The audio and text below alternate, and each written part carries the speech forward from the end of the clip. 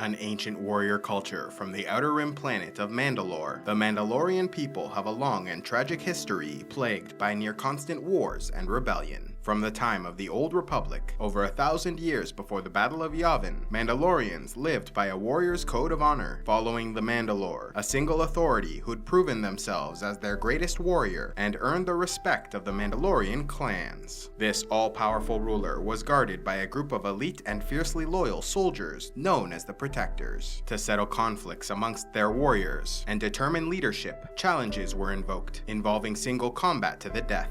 However, some believed this honor was only granted to Mandalorians, and so challenges from outside their race were not always respected. Their skills as warriors allowed Mandalorians to spread beyond their homeworld, colonizing and conquering many other planets and systems, coming into conflict with the Jedi Order, who protected the government of the Old Republic. The Mandalorians, who lived for the thrill of battle, eventually went to war with the Jedi Order, but were ultimately defeated by the powerful Force users. Despite their strained relations, not all Mandalorians considered the Jedi their enemies, with the legendary warrior Tar Vizsla becoming the first Mandalorian inducted into the Jedi Order, where he built a unique black-bladed lightsaber known as the Darksaber, which remained with the Order after his death. However, during the fall of the Old Republic, members of House Vizsla were able to break into the Jedi Temple on Coruscant and steal the Darksaber, becoming a symbol of their house. After suffering a devastating defeat, the warriors of Mandalore turned against each other, fighting civil wars for supremacy and rule. These conflicts led to mass devastation on their home planet and even nearby worlds like Concord Dawn.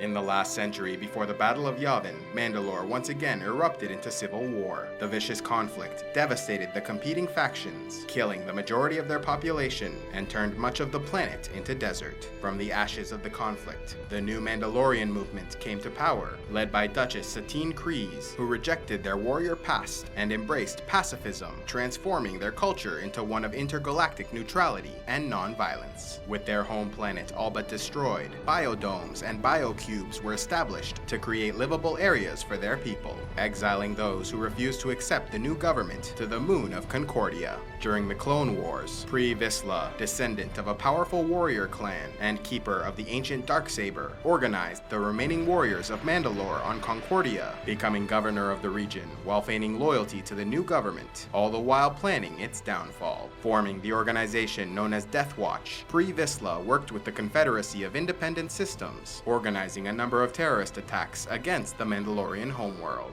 They took action, hoping to attract the attention of the Republic, so they might vote to intervene in the conflict in order to safeguard against separatist influence. In this way, Death Watch could accuse the Republic of invading their territory and go to war against them, liberating Mandalore from Republic control and using their political capital to depose the pacifist government, which they would claim could not protect its own people. However, this plan fell apart when the Republic voted against sending troops to Mandalore, forcing Death Watch into exile, becoming Outer Rim mercenaries. Eventually, they were approached by Darth Maul, who had re-emerged alongside his brother Savage Opress to create a base of power amongst the galaxy's criminal underworld. Maul and his organization, known as the Shadow Collective, persuaded Death Watch to join them, and together they invaded Mandalore and seized control. With Duchess Satine deposed, Pre Vizsla saw his opportunity to at last seize the leadership of his people, and so betrayed Maul, declaring himself and Death Watch as the rulers of Mandalore. Maul was outraged by this betrayal and invoked the Mandalorian tradition of single combat to determine the leadership. Pre Vizsla agreed, and they engaged in battle, with Darth Maul emerging victorious. Upon the death of Pre Vizsla, many within Death Watch knelt before their new leader and pledged their loyalty.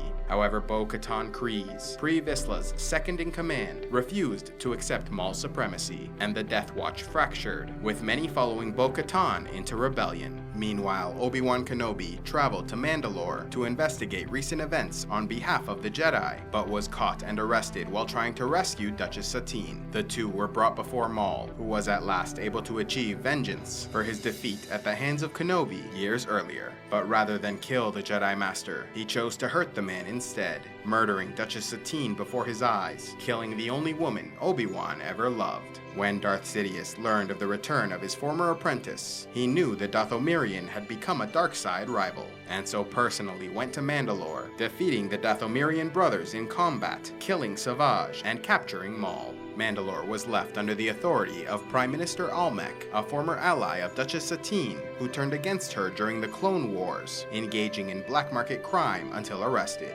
During Maul's rule, he released the man and put him back in power, an action which proved fortunate for the former Dark Lord, as ALMEC would later return the favor, sending Mandalorian commandos to free Maul from Separatist captivity. And while Maul would go on to establish a new base of power on Dathomir, with the support of the Shadow Collective and the Darkside Priestess Mother Talzin, Mandalore was left divided, with the new government battling the remnants of Death Watch, and both Separatist and Republic armies watching their planet with great interest. The Protectors, elite Mandalorian warriors traditionally led by the ruler of Mandalore, saw the Death Watch invasion of their world as a deep betrayal and mistrusted their ties to the Separatists. This then led to an alliance with the Republic, helping to train clone trooper pilots in Skull Squadron, engaging in the Third Battle of Megiddo, in which the Mandalorian warrior Fen Rao led Skull Squadron with Republic forces to defeat the Confederacy of Independent Systems. After the Clone Wars and transition from Republic to Empire, Mandalore was firmly under Imperial control, and so the Protectors formed a base of operations on the third moon of Concord Dawn, pledging loyalty to the Empire. Other warriors followed Gar Saxon, Imperial Viceroy of Mandalore, and went on to serve directly in the Imperial military as Super Commandos. The Royal Academy of their world was transformed into an Imperial Academy, where they recruited eager young minds into their ranks, including a young girl named Sabine Wren of House Vizsla.